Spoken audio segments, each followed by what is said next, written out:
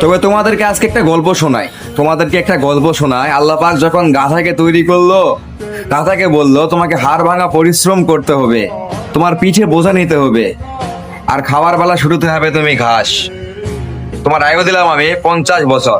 তখন গাধা সৃষ্টিকর্তাকে বলল, হে আল্লাহ, আমার 50 বছর আয়ু চাই না, তুমি আমাকে আয়ু দাও মাত্র 30 বছর। আল্লাহ তাতেই মঞ্জুর করলো।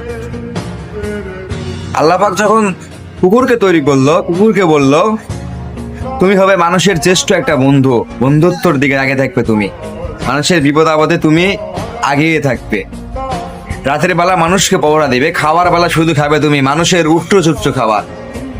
তোমার আয়ু আমি দিলাম 30 বছর। তখন কুকুর বলল, হে আল্লাহ, আমি 30 বছর বাঁচতে চাই না, আমি বাঁচতে চাই মাত্র 15 বছর।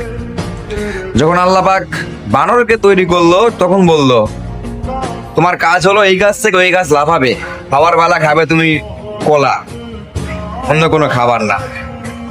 তোমার আয়ু দিলাম আমি 20 বছর। তখন বানর আল্লাহ পাককে বলল, হে আল্লাহ, আমার 20 বছর আয়ু লাগবে না, আপনি আমাকে 10 বছর আয়ু দেন। যখন আল্লাহ পাক পুরুষ মানুষকে তৈরি করলো, পুরুষ মানুষের আয়ু দিল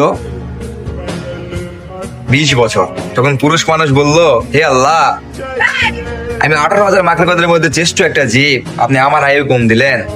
ওই যে গাধার 30 বছর, কুকুরের 15 বছর, আর বানরের 10 বছর, এই আয়ুটুকু আমার সাথে যোগ করে দেন। আল্লাহ পাক সাথেই মঞ্জুর হলো। তারপরে পুরুষ মানুষ 20 বছরই পুরুষের মতো বাঁচে। তারপরে গাধার মতো পরিবারের জন্য 30 বছর পরিশ্রম করে। তারপর সন্তানের এই বাড়ি থেকে ওই বাড়ি, কুকুরের মতো ওই খাবারটাই খায়। তারপর নাজরাতকে খুশি করার জন্য বানরের মতো এই পাড়া থেকে ওই পাড়া ছটাছুটি করে। হ্যাঁ, এটাই পুরুষের জীবন। মানেন আর না মানেন, এটাই পুরুষের জীবন।